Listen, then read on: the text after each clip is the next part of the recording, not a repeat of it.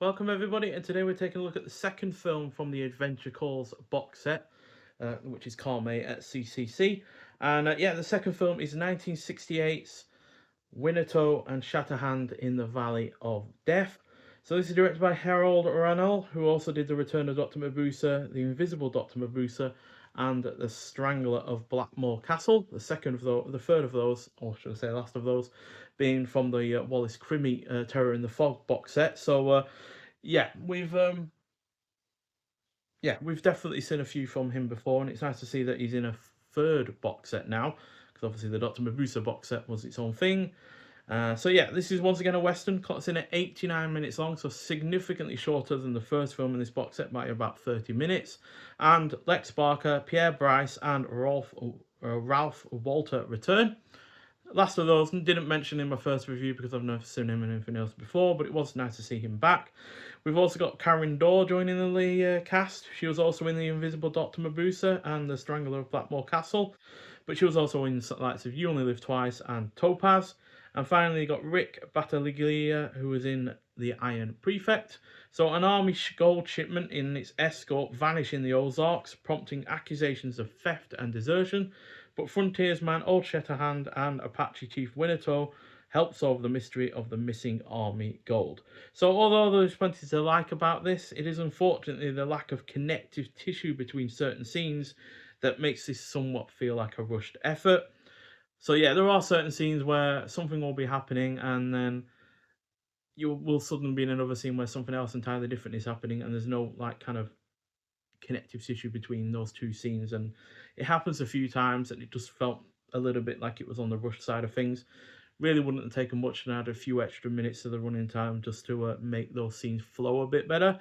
But that said, it is more energetic than Old Shatterhand, while also generally being more entertaining, even if it is at the cost of the thematic weight that the prior film had. So there's no real thematic weight to this at all, to be honest. It doesn't really take on racism or colonialists or anything like that. But that said, the cast is still good. There is plenty of fun action. There's one scene in particular where Old Shatterhand is having a fight in a hotel room, and he punches someone so hard they go through the outer wall, not an inner wall, an outer wall, and into some manure. And that is, yeah, really rather quite fun.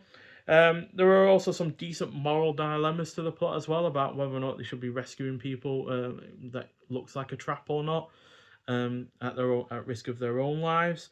It is overall engaging. The score is once again great.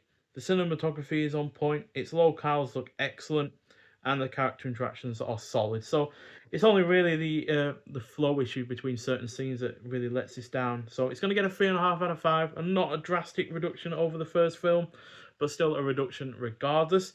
And specific to this film as well, we have the sorry, I forgot to get the extra bits there.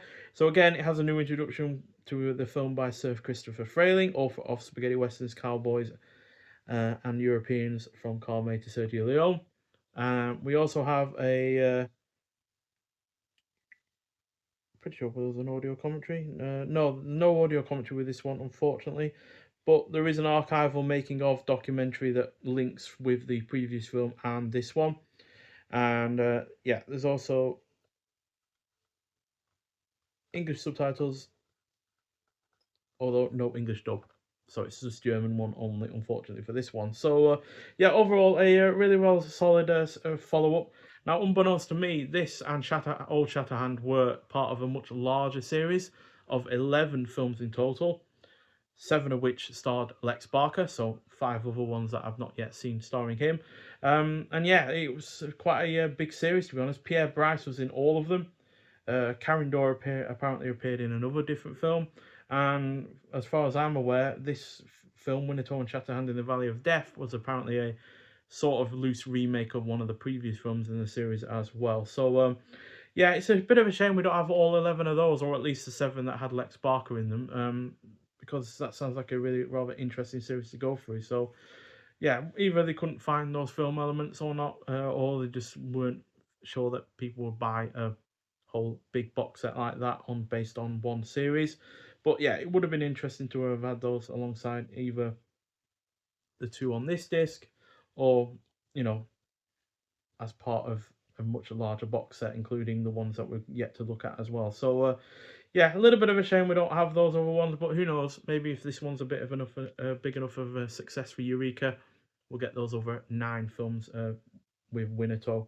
Um, I think there were different characters when it's not Lex Barker playing in those 4 films that he's not in. I think it was Old Shorehand or Firehand or something like that. But yeah, regardless, fairly solid follow up to Old Shatterhand. Just a shame that it's not quite as got good of a flow between scenes in the plot. But like I said, far more entertaining, better paced, and certainly more energetic. So well worth seeing. So yeah, the next film in this box set we will be looking at is, I believe, The Shoot or The Shoot. So yeah, hopefully that one picks things up a little bit.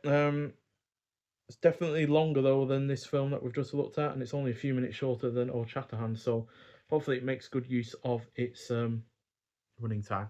But nonetheless, if you have seen Winnetou and Shatterhand in the Valley of Death before, I'd like to hear your thoughts on it. But thank you for watching, and I'll see you with the next one. Bye.